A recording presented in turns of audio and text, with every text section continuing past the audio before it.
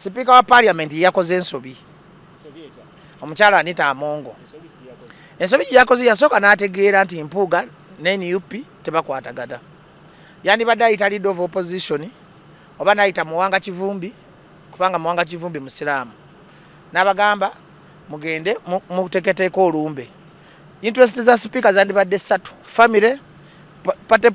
party position ne Parliament. Kwasegirinya yadde avunanyizibwa ku biti bibeka. Family yabadde muinako obuyinza 100%. Ne kuddako party ya mwakadi ogenda mu Parliament. Ne kuddako Parliament gyabadde akolera. Wano amuzi 3 ezambaddeko n'obuyinza. Government, NUP ne family.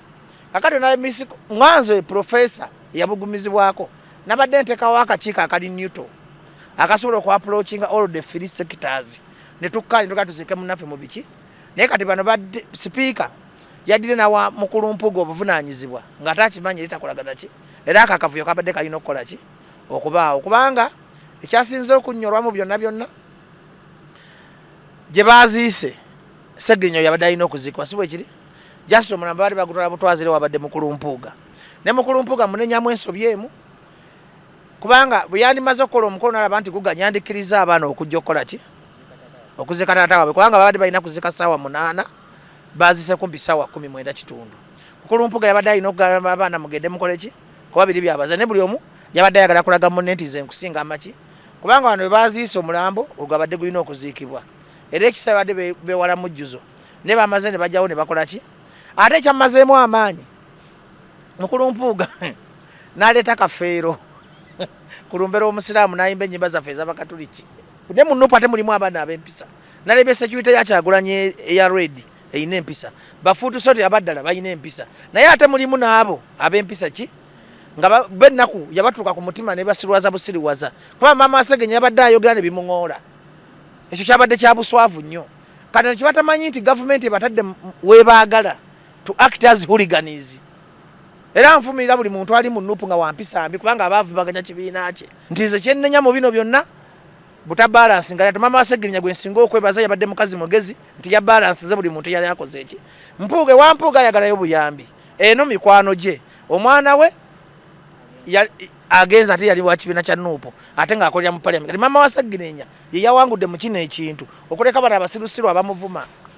kubanga abagwagwa bana babera ku social media ne bavuma abantu basinze okutattana ekifaananyi kya NUP omulanga gwali nti abeyo kawempe tuddize Segenyo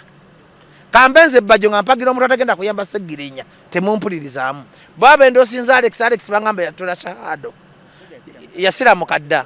lwakuba erinnya lyamulemerako abadde asaala kakati quality esooka ye kawempe kuwangula ng'oli musiraamu Alex ayina ebisaanizo yasoma tasobola kwerabira njagala family ekole ne Alex endagaano nti oba buli mwezi anawangayo family obukadde 10 oba 5 oba 7 ffe tuli mu kuddiza Segenyo gyali yonna asanyuke nga tumu appreciate ng'okukolera abantu n'okulaga bana ababaka abasigaddewo aba ayidola abatayagala kukolera abantu nti omuntu bw'afa asiimibwa